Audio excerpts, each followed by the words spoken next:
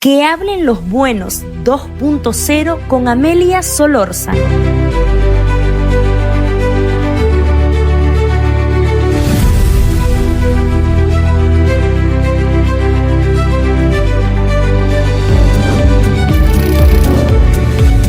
Bienvenidos a Revolución Ética Mundial en nuestro conversatorio Que hablen los buenos.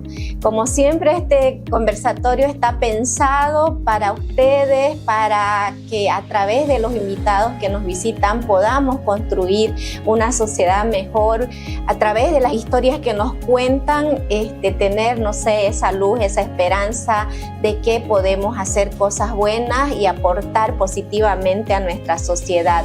Hoy tenemos un invitado, la verdad, de lujo, un arquitecto, un creativo que ha vivido muchos años en Francia y que recientemente está de vuelta a Bolivia. Él es el arquitecto Danilo Mileta. Bienvenido, Danilo, a esta entrevista, a este conversatorio. Muchísimas gracias. Estoy más que honrado y orgulloso por ser parte de este proyecto tan hermoso y que creo que hace falta, es lo que necesitamos, justamente transmitir buenos mensajes, transmitir con el corazón abierto. Y estoy muy feliz aquí justamente para todas las preguntas que les gustaría saber, un poco compartir mi experiencia, si alguien puede encontrar una guía o una inspiración, una motivación, más que agradecido con el universo de poder ser parte de eso. Sí, los agradecidos somos nosotros por esta tarde, por este tiempo que nos está brindando y para que las personas que van a ver esta entrevista lo conozcan un poco más. ¿Quién es Danilo Mileta? Bueno, yo soy hijo de una mitad cruceño, otra mitad paceño. Soy de formación arquitecto. Trabajé muchos años como arquitecto aquí en Santa Cruz, pero en esos años también desperté un poco la parte artística. Ahora también me puedo describir como artista. Hace ya varios años que me mudé a Europa y ahí se ha hecho esta transición un poco del arquitecto al artista. En mi esencia sigo siendo un creador. Creo que es la mejor forma o la mejor etiqueta que me puede describir un creador, porque tanto en la arquitectura como en el arte, o quién sabe en el futuro si surge otra cosa, lo que me gusta es crear, experimentar. Y estoy justamente en esa transición en la cual he encontrado un poco una identidad, se puede decir. La tenía como arquitecto y ahora como artista estoy encontrándola. En su presentación decíamos de que usted vivió muchos años en Francia. ¿Cómo ha sido esa transición de Bolivia a Francia y ahora qué ha percibido al volver? Inicialmente fue una transición impulsada por el amor, vamos a decir así. Fue gracias a una persona que tomé la decisión de hacer mi vida allá, la cual no me arrepiento para nada, y fue el impulso también profesional que me llevó a querer hacerlo, a querer explorar un poco otros caminos. Y al mismo tiempo creo que había algo siempre en mí que me decía tienes que arriesgarlo, tienes que arriesgarlo. Hay muchas personas que no dan el gran paso justamente porque tienen miedo a perder lo que tenía acá. Y efectivamente yo tenía miedo de perder la vida que había construido, los clientes que tenía, la reputación que tenía también, que uno con los años poquito a poquito se la va ganando. Y fue algo que sí me dio mucho miedo, pero con la confianza de que si lo pude crear una vez, lo puedo crear dos veces. Entonces, y donde sea. Y donde sea, me lancé. Y yo sé que si en el futuro vuelvo a perderlo, esa capacidad está en mí de volver a resurgir. Entonces, con esa idea yo me fui y ahí fue que exploré la parte justamente del arte, no como un hobby, sino realmente como un trabajo. Y exigía mucho tiempo, exigía sacrificio, exigía inversión. Lo que ganaba como arquitecto allá, siempre tenía que estar inyectando un poco a la parte artística, y así fue que un poco se invirtieron las cosas. Desde el primer momento, desde la primera exposición que tuve, hubo una muy buena recepción, muy buenos comentarios, y eso fue pero como una energía, una inyección de positivismo que me dijo por aquí es el camino. Entonces seguí y seguí y seguí y fui un poco, digamos, solidificando mi concepto o mi discurso artístico, que eso es muy importante, el encontrar una identidad. Al principio no es que no la tenía, pero se va construyendo y se va construyendo con la crítica, se va construyendo con la experimentación y ahora estoy, digamos, un poco más sólido.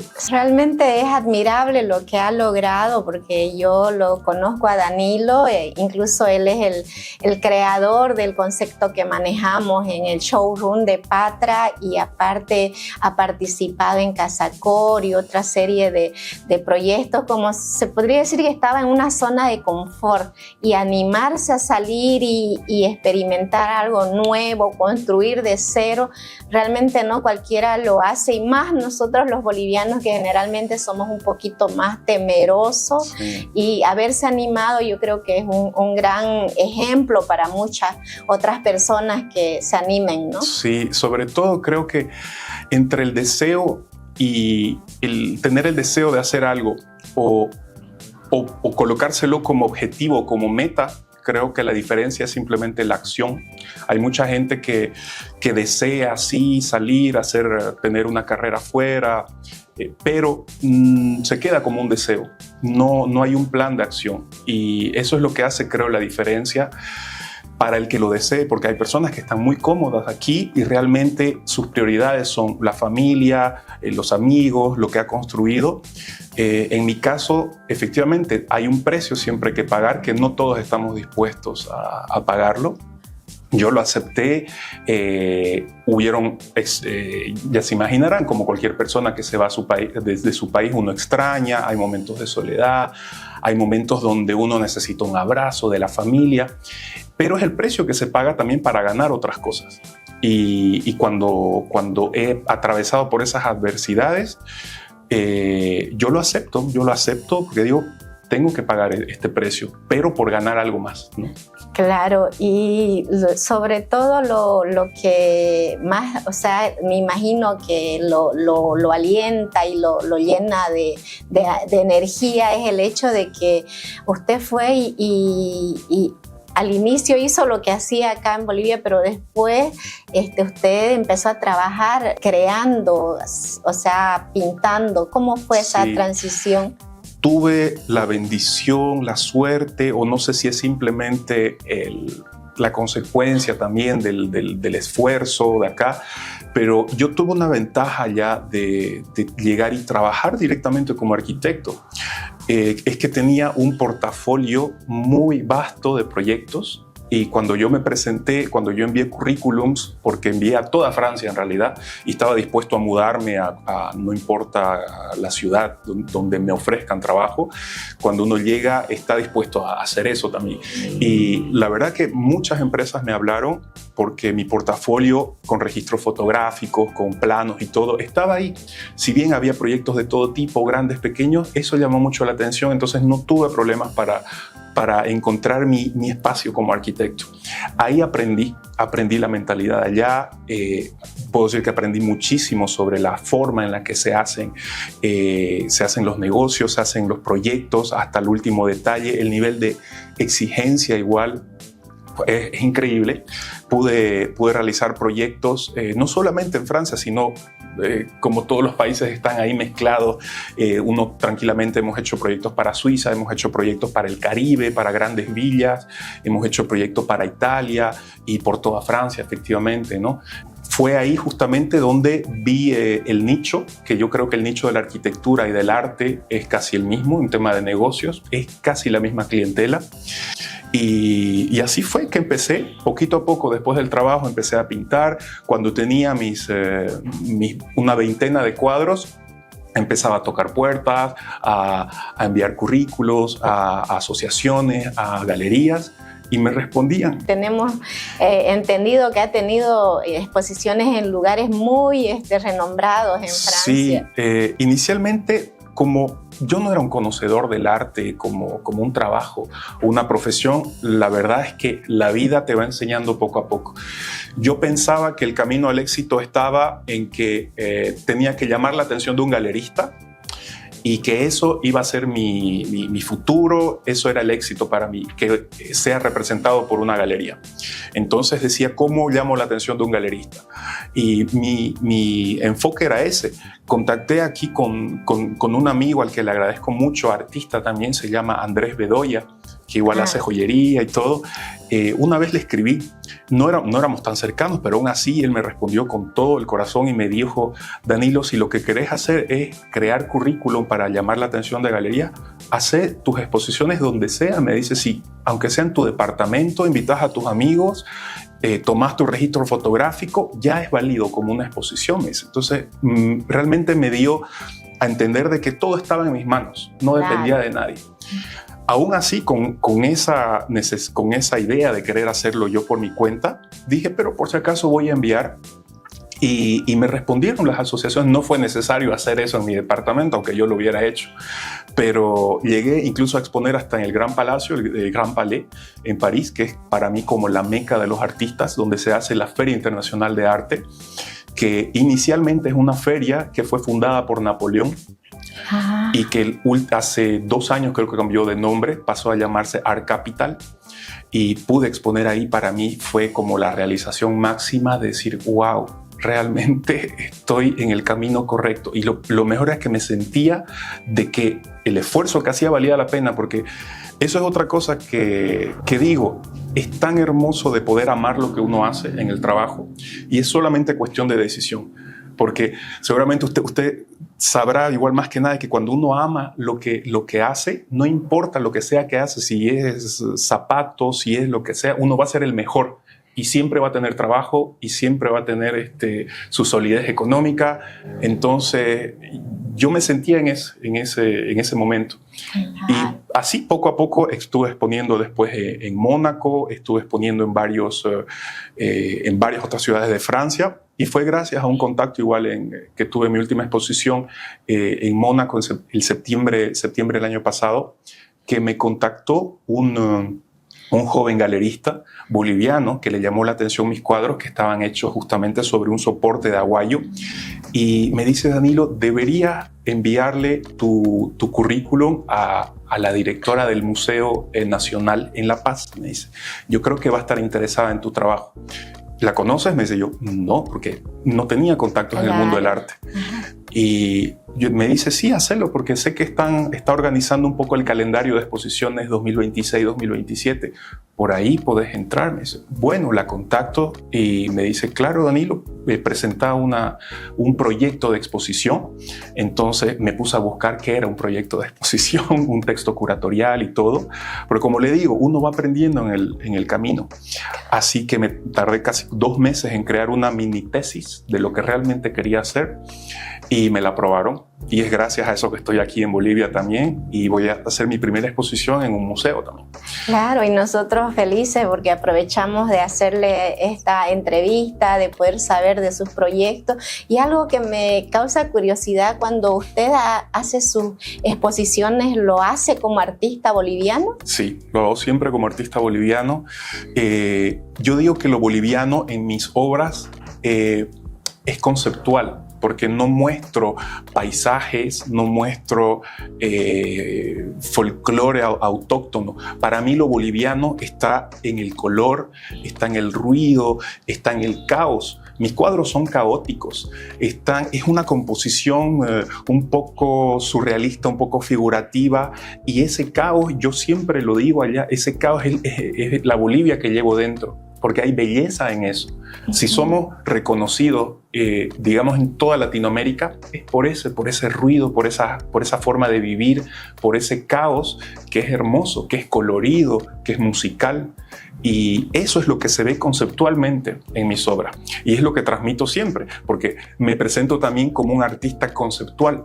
Claro. Que hace arte conceptual.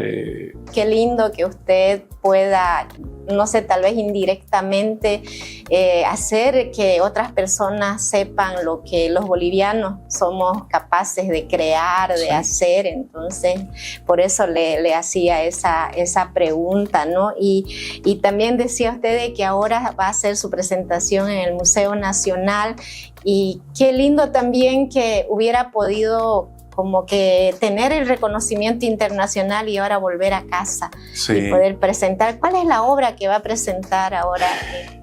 Bueno, inicialmente eso que usted toca es algo que yo lo encuentro muy llamativo y que ocurre en todas partes, ese ping-pong de salir para volver, como dicen, nadie es profeta en su propia tierra, y era necesario salir tal vez para volver, yo luego lo que voy a hacer aquí en el museo, que sea más reconocido aún cuando esté en Europa. Esa ida y venida es necesaria, creo, como artista o como creador, como diseñador en muchos. Y lo recomiendo que lo hagan, que lo intenten.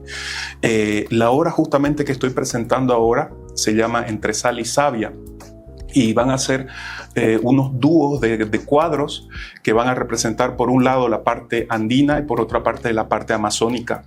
Los cuadros que representan la parte andina van a estar hechos sobre un soporte de láminas de cobre, donde no voy a trabajar la pintura, no voy a utilizar pintura, estoy utilizando las manchas que hace el cobre cuando se oxida, que genera un óxido color turquesa. ¡Ah, qué bonito! Y los cuadros que representan la Amazonía son cuadros en base de madera que igual están siendo oxidados con una mezcla de hierro y vinagres y unas cosas químicas que estuve investigando mucho, que la ennegrece, la quema la madera sin necesidad de que sea pintura. Entonces yo voy a trabajar sobre esas manchas, porque mi trabajo es sobre las manchas, sobre lo aleatorio, no sé lo que sale al final. Y voy a presentarlos en dúos, siempre en formatos del mismo tamaño, para mostrar las dos Bolivias. Y algo igual que quiero mostrar sobre eso, no es tanto los dos cuadros, sino el espacio que hay entre ellos, que es donde el espectador se va a situar para ver esas dos Bolivias. Entonces estoy emocionado de que salga bien, de que haya una buena recepción por eso.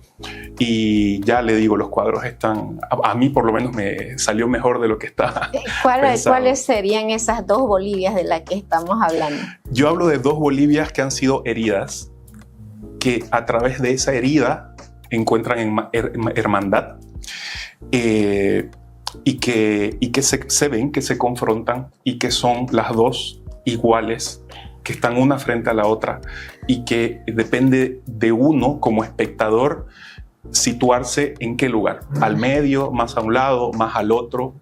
Esa es Bolivia. Y también hablamos acerca de ese llamado creativo que lo impulsó ya incluso a hacer varias exposiciones, y ahora va a ser una exposición acá en Bolivia. Y lo que también quisiéramos saber, ¿cuál es su motivación? ¿Cuál es el motor creativo a la hora de hacer estas obras? Bueno, yo creo que muchos artistas han tenido siempre una obsesión con algo. Yo puedo identificar que mi obsesión es el subconsciente, pero no un subconsciente personal, sino un subconsciente colectivo.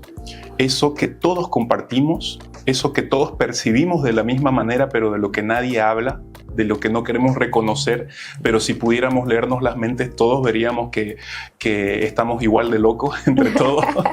Entonces, mi búsqueda artística va por ese lado. Por eso que yo la tenía ahí, pero no sabía cómo expresarla, no sabía con qué material expresarla, no sabía con qué técnica expresarla.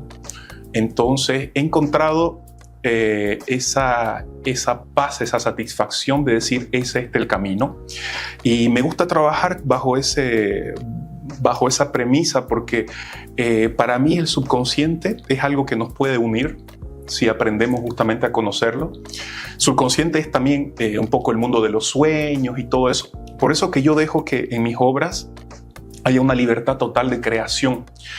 Si yo veo algo en las manchas, en las figuras que despiertan ese estímulo visual, y empiezo a ver algo que sé que no es real, pero que yo lo estoy viendo. Si veo un conejo con cuernos, una quimera mitad humano, mitad objeto, no sé, yo lo plasmo tal cual.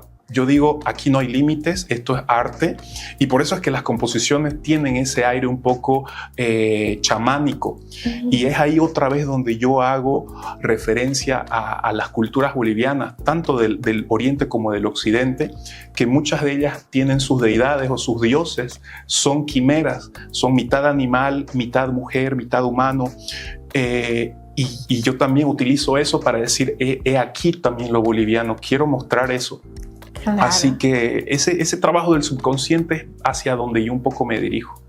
Y el arte y todo en realidad evoluciona, ¿no? Y más ahora con las redes sociales y con tantas herramientas de filtros, de Photoshop y una serie de cosas. Y me parece interesante eso que el ser humano tiende a esconder lo que realmente piensa, lo que realmente es.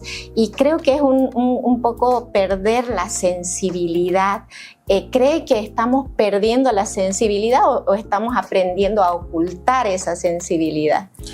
Yo creo que se está plastificando esa sensibilidad, se está haciendo más artificial y está siendo más guiada masivamente hacia objetivos que no nos llenan. Es decir, nos están diciendo cómo debemos vestir, cómo no. Y en eso hay una contradicción que va a hacerle guerra un poco a todo eso, que es la identidad. Si bien se habla mucho de que sí, mi identidad tengo que buscar y yo me he visto así, pero la gran masa en realidad se vuelve otra vez, no estoy hablando de ser único, sino estoy hablando de ser original a lo que amo. Eso para mí es ser original. Y en el arte, creo que lo importante es buscar esa identidad y actuar y crear en base a la sincronización de eso que creo, que son mis valores, que son mis deseos, que son lo que pienso y lo que quiero transmitir, el mensaje.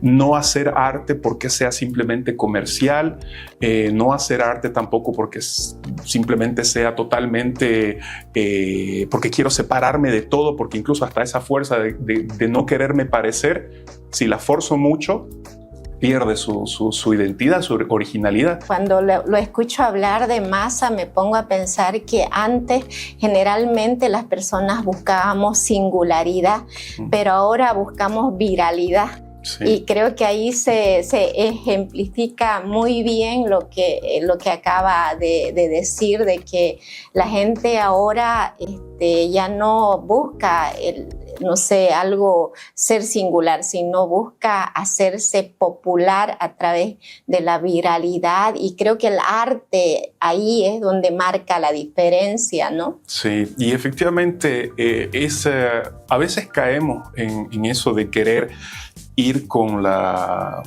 masa, con la onda, porque vemos de que eso les sirvió a ellos, entonces todos queremos ese éxito rápido. Y todo cuesta, como le digo, todo cuesta tiempo, todo cuesta sacrificio, y tendemos siempre a escoger el camino que se ve menos sacrificado, pero es el menos que perdura menos en el tiempo, ¿no? Y respecto a eso, ¿cree que hay responsabilidad en ser creador o artista o alguien que tiene influencia frente a la sociedad, que se siente que cada vez está más anestesiada? Sí, efectivamente no solo somos responsables, somos responsables más bien de todo lo que incentivamos, de todo lo que permitimos, de todo lo que creamos, y como creador, digo, en general, yo creo que sí somos responsables en gran parte, no solamente de lo que creamos, sino de lo que permitimos, de lo que incentivamos. Y hablo en la vida en general, porque no podemos separar lo que hacemos de lo que somos. Y cuando digo justamente esa responsabilidad, tiene que ir en concordancia con la vida, con mis acciones, porque no puedo ser una persona en mi trabajo y ser otra en el mundo.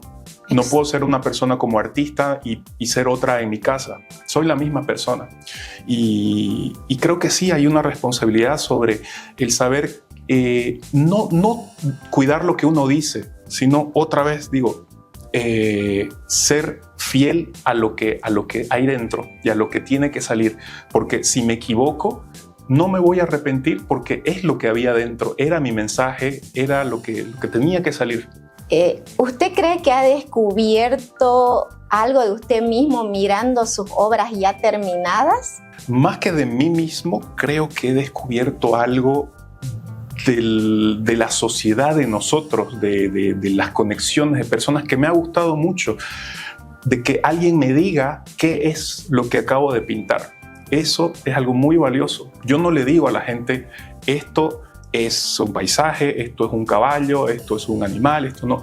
Las personas me dicen qué ven en mis obras, y eso es una retroalimentación súper valiosa, porque veo justamente qué es lo que generan en ellos y digo, tiene razón, yo veo lo mismo, no lo había visto antes. Y me encanta ver que las personas descubran cosas que ni siquiera yo había visto como creador de la obra.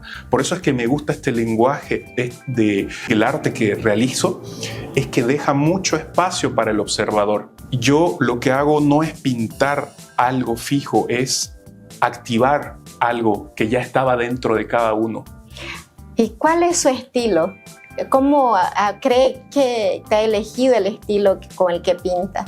Eso es algo que cuesta un poco etiquetarlo, aunque por allá por las Europas me dicen de que es un figurativo desconstructivista, siendo que hay partes que coinciden y que no.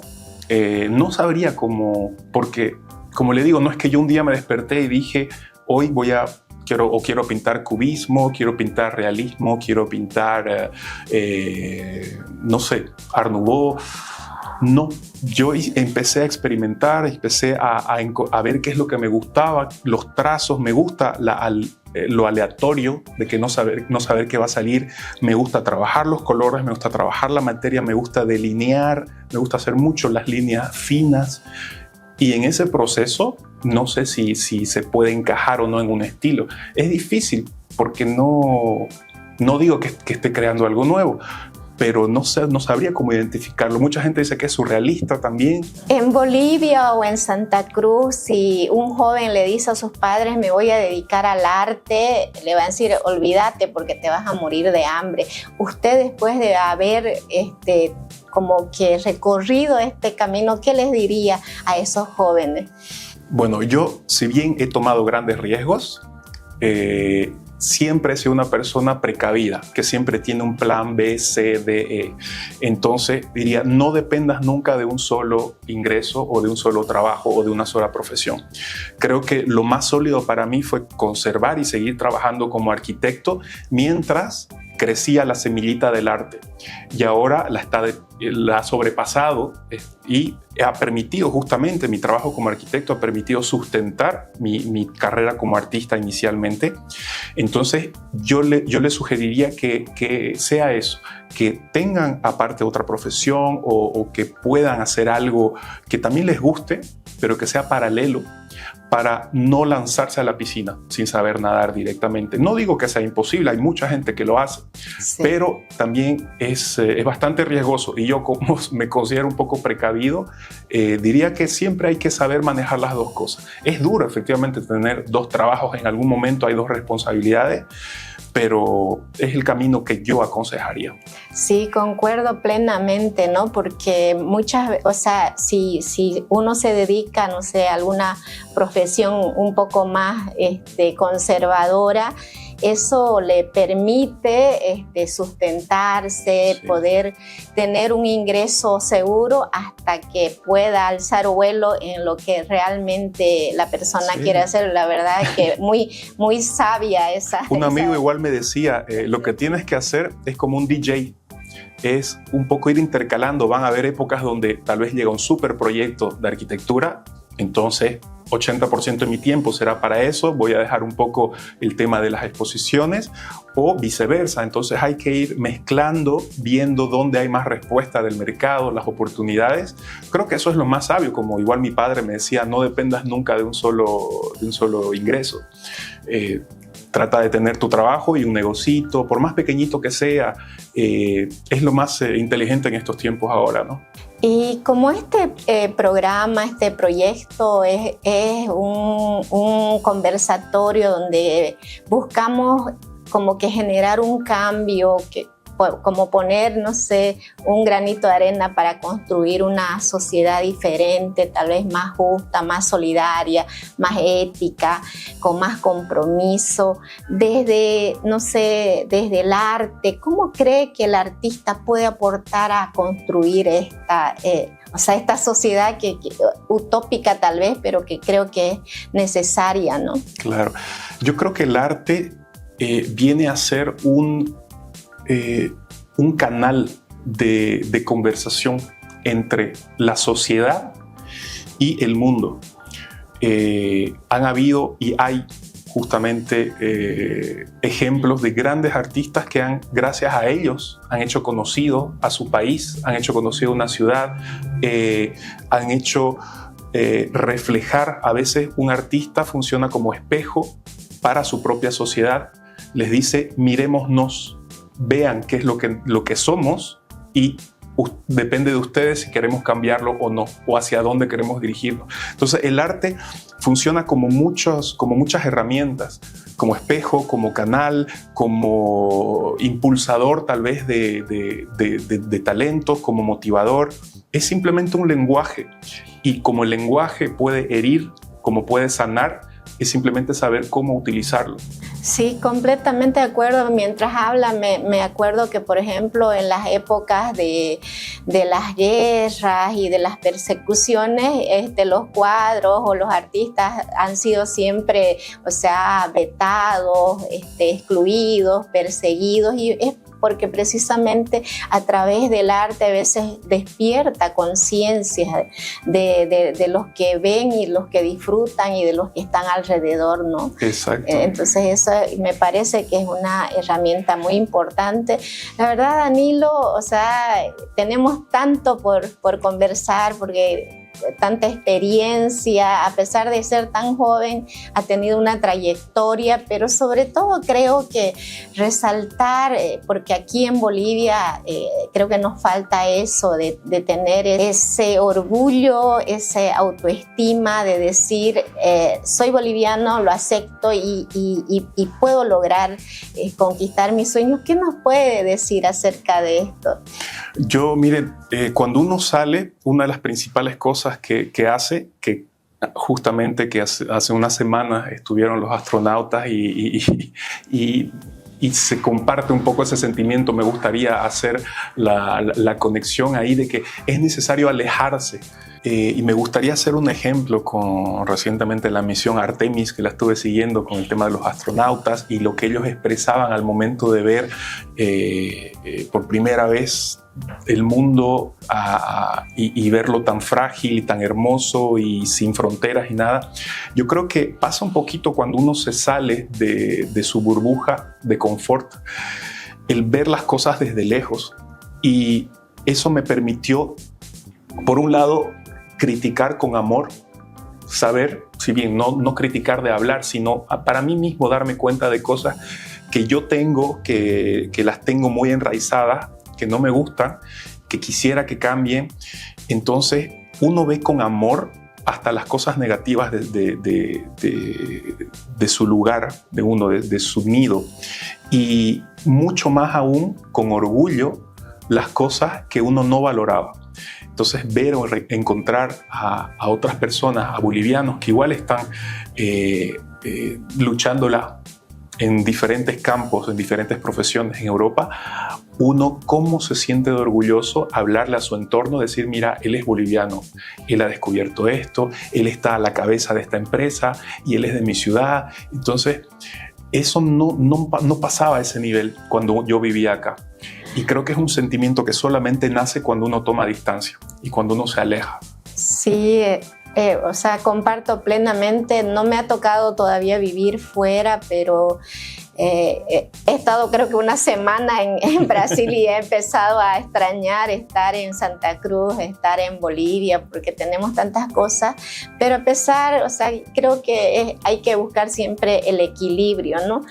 Es es perfectamente posible estar lejos, valorar lo de su lugar, de su nido, pero a la vez también asimilar y poder vivir o sobrevivir en un ambiente ajeno. Y veo que aquí hay muchas personas que tienen esa conciencia, sin necesidad de irse lejos, que tienen la conciencia y están trabajando por